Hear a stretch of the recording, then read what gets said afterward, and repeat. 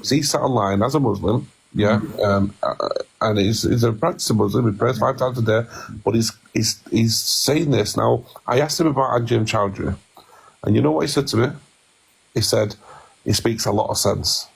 Now he's now how is it? Anjem Chowdhury is not a representative for the British Muslim community. He has his own views, and I've spoken out against this individual on several occasions in my Friday sermons. I haven't, and then until it came a time I thought, I'm not going to waste my energy on this individual. Let's talk about moving forward.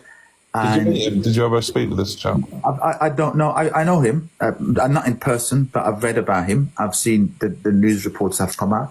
I've never met him, and in person.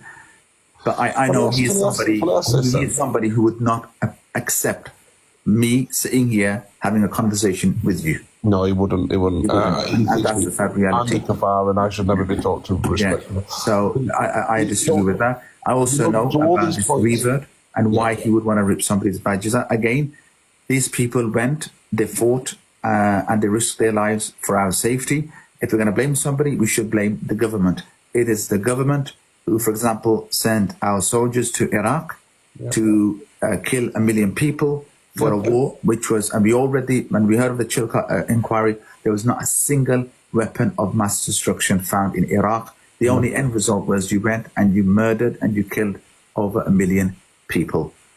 That was the only thing that came out of the Iraq war. It was not even a war.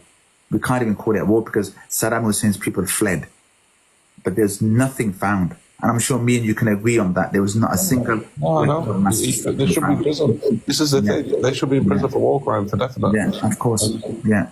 So this is we was talking there about like why people assuming Muslims, why people it's not helping with Muslims who are today alive preaching the way he's on TikTok, this chap, and he believes he's a moderate Muslim, he's well respected, and other Muslims are in there sticking up for him. So when he's sitting there in front of 1,000 people going, I hate the veterans in this country. He says it, and they saying I hate. And I said, so you have no respect for our values and the way. No, I hate this country. I said, He shouldn't be living here. Then he should.